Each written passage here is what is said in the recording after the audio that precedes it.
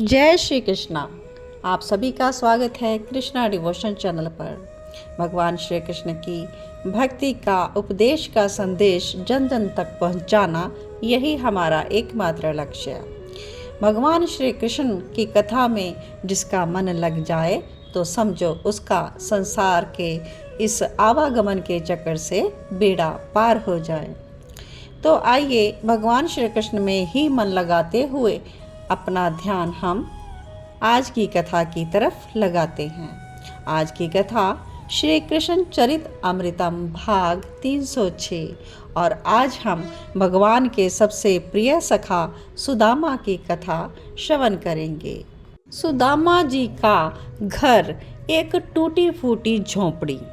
वर्षा हो तो घर के लोगों का भीगना भी निश्चित है। बस नाम के लिए ही यह निकेतन है, ऐसा ही कहा जा सकता है। घर की बिल्ली मूषक के समान पिचक गई है तो उस घर में मूषक की क्या स्थिति होगी, ऐसा आप विचार करके देखें। आज 4 दिन हो गए हैं घर के बालकों ने कुछ भी नहीं खाया। बेचारे भोजन की रट लगाते हैं, लेकिन सुदामा की पत्नी सुशीला अपने घर में चूल्हे में आग तो जला देती है, पर बर्तन में पानी रख देती है और कहती है, देखो भोजन बन रहा है। और बालक खुश हो जाते हैं माता की यह बात सुनकर ही। यह जो अयाचक ब्राह्मण है, इनका नाम है सुदामा। मांगना तो इन्होंने सीखा ही नहीं, और ये मांगे भी कैसे। इनका सखा बदनाम तो हो जाएगा अगर यह मांगेंगे। सुदामा जी के मन में वही ठसक है। संदीपन गुरु के यहाँ ये दोनों साथ साथ पढ़े ही नहीं, खेले भी, लड़े हारे जीते, साथ साथ हंसे रोए, बहुत गहरी मित्रता थी। विद्या अध्ययन जब पूरा हुआ तो सुदामा के सखा तो चले गए मथुरा, यानी कृष्ण जी मथुरा वापस चले गए, पर ये सुदामा अपने गांव वापस आ गए। कामना कुछ थी नहीं। ऋषि संदीपन ने आशीष दे दिया था कि तुम वेदों के तत्व को समझ चुके हो, अब जो वेदों के तत्व को समझ ले वो भला तुच्छ कामनाओं को अपने हृदय में क्या स्थान देगा। हृदय में स्थान तो इन्होंने दिया तो केवल अपने प्रिय सखा श्री कृष्ण को। एकांत में बैठकर ये जब अपने भीतर बैठे आत्म तत्व का चिंतन करते, तब आत्म के रूप में इन्हें अपने ही सखा दिखाई देते। ये मुस्कुराते, सुदामा को सब कुछ स्मरण हो जाता। कृष्ण कृष्ण ये भाव में भरकर बोल उठते थे। पर विवाह हो गया है सुदामा का। सीधे इतने हैं कि बड़े लोगों ने कहा विवाह कर लो, तो निष्काम होते हुए भी इन्होंने विवाह कर लिया। संतान हो गए, पर ये अयाचक का स्वभाव थोड़ा जाएगा इनका। पत्नी सुशीला है, नाम भी सुशीला तो गुण स्वभाव भी सुशील ही था। सुदामा को कभी कुछ नहीं कहा, ना कभी शिकायत। 2 साड़ी मात्र है सुशीला के पास, और सुदामा के पास एक ही धोती। ब्रह्म मुहूर्त से पूर्व ही चले जाते थे नदी स्नान करने के लिए। स्नान करते हैं, धोती को धोकर सुखा दिया, मात्र कौपीन धारण करके संध्या वंदन आदि करते हैं, और जब तक धोती सूख गई तो वही आधी बंदी आदि टोप पर लपेट ली। फिर आ गए वापस अपनी कुटिया में, और फिर कुटिया में आने के बाद पीपल को जल देना, तुलसी के सामने भगवान नारायण का स्मरण करना, ये सब तो इनका चलता ही रहेगा। तो आगे सुशीला एक दिन कहती है कि सुनिए, अन्न का दाना नहीं है। अच्छा, मैं आज देखता हूँ। ऐसा कहकर सुदामा घर से निकले, पर कहाँ जाएंगे। बस एक वट वृक्ष के नीचे बैठ गए और अपने सखा को याद करते करते संध्या हो गई। युगों बीत जाएं, अगर अच्छे से अपने सखा की याद में सुदामा खो जाए तो। सुदामा चले खेतों में। आज लोगों ने धान काटा है, वहीं कुछ इधर उधर धान पड़े होंगे। सोचा वही बीन लूंगा, अब मांग तो सकते नहीं किसी से। यह श्री कृष्ण का मित्र है, यह इनकी ठसक पक्की है। इनकी वृत्ति ऐसे ही चलती है। खेतों में जब धान कट जाता है लोग ले जाते हैं और इधर उधर जो धान पीछे बिखरा रहता है उन्हीं को सुदामा बीन कर ले आते हैं। पर आज सुदामा को वो भी नहीं मिला। और इधर घर पर सुशीला के द्वार पर कोई नवीन सा भिक्षुक आ गया। नवीन क्यों? क्योंकि टूटी फूटी कुटिया देखकर कोई आया ही नहीं, इसलिए नया ही है ये कोई भिक्षुक। और कह रहा है, भगवती भिक्षाम देहि। माँ भोजन भूख लगी है। अब सुशीला के बालक इधर रो रहे हैं, भोजन बन रहा है और बालकों को वो संभाल रही है, और इधर ये भिक्षुक कह रहा है भिक्षाम देहि। बालकों को शांत कराकर वो बाहर गई तो झोली फैलाकर खड़े हैं यह भिक्षुक द्वार पर। सुशीला ने द्वार खोला, जब देखा तो सुशीला के नेत्रों से अश्रु गिरने लगे, रो पड़ी। मर्यादित नारी है यह सुदामा की पत्नी, अपनी साड़ी से आंसू पोंछने लगी। भिक्षुक भी बड़ा विचित्र था, पूछता है दुख है क्या आपके जीवन में? सुशीला मुस्कराई, आंसू पोंछे, नहीं नहीं बिल्कुल नहीं, सुदामा की पत्नी को क्या दुख हो सकता है भला, और मुस्करा रही है। तो लाओ भिक्षा, एक भिक्षुक तुम्हारे द्वार पर खड़ा है और तुम हमें कुछ नहीं दे रही। भिक्षुक की आवाज इस बार तेज हो गई। सुशीला ने उनको उत्तर दिया, मैं एक विद्वान ब्राह्मण की पत्नी हूँ, शास्त्र का अध्ययन मुझे भी है, इसलिए कह सकती हूँ कि एकादशी के दिन अन्न की भिक्षा देने वाला पाप का भागी होता है, इसलिए मैं आज आपको भिक्षा नहीं दे सकती। पर देवी, आज तो एकादशी है ही नहीं, ये भिक्षुक भी कोई और नहीं था।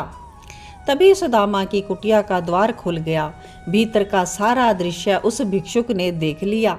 बालक अन्न के दाने के लिए तड़फ रहे हैं, पर सुशीला सुदामा की पत्नी है ये। महाराज, औरों के जीवन में 15 दिन में एक बार एकादशी आती है, पर हमारे परिवार के ऊपर भगवान की इतनी कृपा है कि नित्य एकादशी है। ओहो, ये कहते हुए सुशीला में ठसक ही रही, किंतु उस भिक्षुक के नेत्रों से अश्रु बह चले थे। और तभी सुदामा, जो कि रात्रि को नहीं आए थे, वो वहीं खेत में धान तो जब उनको मिला नहीं, श्री कृष्ण के स्मरण में ऐसे खो गए कि रात्रि कब हो गई कब बीत गई उन्हें पता ही नहीं चला। और जब पता चला तब अपने घर की ओर दौड़े। सुशीला सुशीला ऐसा पुकारा। सुशीला भी दौड़ती हुई आई, लोटे में जल लेकर आई। पाँव धोए सुदामा ने, हाथ मुंह धोया। और क्या पूछता है सुदामा, क्या बालक सो गए? हाँ, सुशीला ने भी उत्तर दिया। अच्छा, क्या कुछ खाया बालकों ने? नहीं, घर में कुछ भी नहीं है, अन्न का एक भी दाना नहीं है, सुशीला बोली। सुदामा ने भी कहा, खेतों में भी आज मुझे कुछ नहीं मिला। सुशीला अब सुदामा को कहती है कि मैं आपसे एक बात कहती हूँ, पूछती हूँ, क्या कृष्ण आपके मित्र हैं? ओहो, ये क्या पूछ लिया सुशीला ने। आज तक किसी को ये बात सुदामा ने बताई ही नहीं थी। किसी को क्या, सुशीला तक से छिपा कर रखा था इन्होंने। अब तो उठकर बैठ गए सुदामा। तुम्हें किसने कहा देवी? वो आज एक भिक्षुक आए थे। देवी, आपके पति तो श्री कृष्ण के मित्र हैं, उस भिक्षुक ने बताया था सुशीला को। श्री कृष्ण के मित्र? मेरे पति श्री कृष्ण के मित्र? सुशीला के नेत्रों से आनंद के अश्रु बह चले थे। हाँ, क्या तुम्हें कभी नहीं बताया तुम्हारे पति ने? दोनों साथ साथ पढ़े हैं उज्जैन में, ऋषि संदीपनी के यहाँ, और दोनों की मित्रता की चर्चा आज भी होती है उस गुरुकुल में, यह भिक्षुक ने बताया था। और वो मथुराधीश मथुरा में रहते हैं। नहीं, अब वो मथुरा में नहीं रहते, वो द्वारकाधीश हैं। अपने मित्र सुदामा के लिए वो यहीं पास में द्वारका आ गए हैं, यह भी बताया था भिक्षुक ने। सुशीला यह सब उस भिक्षुक की बातें बता रही है। अपने पति सुदामा से। और फिर उस भिक्षुक ने यह कहा था कि तुम भेजो अपने पति को द्वारिका, फिर देखना तुम्हारी सारी दरिद्रता समाप्त हो जाएगी। सुदामा ने जब यह सारी बात सुनी तो गदगद हो उठे और कहा, मेरे सखा ने द्वारिका बसाई है। हाँ हाँ भगवान, उन भिक्षुक ने मुझसे कहा कि आप वहाँ जाएं, जीवन की सारी दरिद्रता दूर हो जाएगी। पर मैं नहीं जाऊंगा, सुदामा ने कह दिया। क्यों नहीं जाएंगे आप द्वारिका? मेरे जाने का अर्थ होगा मैं मांगने जा रहा हूँ अपने मित्र से। और मित्र से क्या याचना करना? मित्रता तो बराबरी में होती है। मैं बराबरी में रहना चाहता हूँ, वो द्वारिका का राजा तो सुदामा भी अपनी झोंपड़ी का राजा। ये कहते हुए सुदामा हंसे और फिर बोले, देवी रात्रि ज़्यादा हो रही है, तुम सो जाओ। अब सुशीला कुछ देर तो बैठी रही, फिर कहती है, मांगने मत जाइए मित्र से, मिलने तो जा सकते हैं। सुदामा उठकर बैठ गए, बड़े प्रेम से कहा, देवी मित्र के पास, गुरु के पास, भगवान के पास कभी खाली हाथ नहीं जाना चाहिए। मेरे पास तो कुछ है नहीं, अन्न का दाना भी नहीं, क्या लेकर जाऊं? इसलिए जिद मत करो, सो जाओ। सुदामा ने तो यूं कह दिया। अब तो सुशीला कुछ देर सोचती रही और कहती है, चिवड़ा ले जाओगे? सुदामा हंसे, कहाँ है चिवड़ा? मैं उसकी व्यवस्था कर लूँगी, आप बोलिए, वो ले जाओगे? सुदामा के नेत्र बह चले, सोचने लगे, श्री कृष्ण को देखूंगा, आहा मित्र कहता हुआ ऐसा वो मेरे पास भागता हुआ आएगा। ये चिंतन करते करते सुदामा ने हाँ कह दिया। और अब तो सुशीला खुशी के मारे उस रात सो नहीं पाई कि मेरे पति जाएंगे अब द्वारिका, और चिवड़ा की व्यवस्था वो तो हो जाएगी। मैं पड़ोस से मांग लूँगी, कह दूँगी जितना दोगी ना उससे 4 गुना लौटा दूँगी। यह बात सोचकर सुशीला सो गई। सुदामा भी अपने सखा के बारे में सोचते होते सो गए। तो आज की कथा हम यहीं पर विश्राम लेंगे। कल की कथा में हम आगे कहेंगे कि द्वारका की ओर सुदामा जाएंगे। तो अगली कथा सुनने के लिए जुड़े रहें कृष्णा डिवोशन चैनल के साथ। जय श्री कृष्णा आप सभी को।